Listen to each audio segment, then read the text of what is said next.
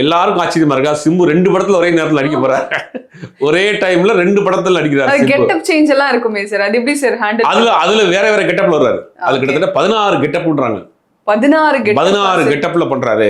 அந்த God of லவ்ங்கிறது வந்து ஒவ்வொரு காலகட்டத்துக்கும் ஒரு தசாவதாரம் கமல் அந்த மாதிரி தான் ஒரு சப்ஜெக்ட். ஆனா அது வந்து வேற பேட்டர்னு. இது ஃபுல் அண்ட் ஃபுல் காமெடி பேட்டர்ன்ல பண்றாங்க.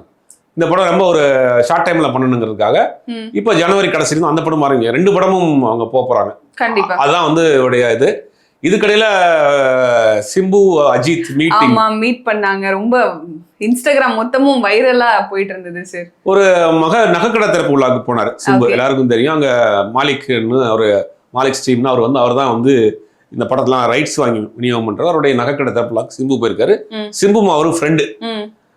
அப்படி போயிருக்கிறப்ப அங்கே வந்து அஜித் வந்து கார் ரேஸில் இருந்திருக்காரு. அப்போ அஜித் வந்து சிம்பு கேட்டிருக்காரு, சாரை பார்க்கணும்னு. உடனே வாங்கன்ட்டாரு.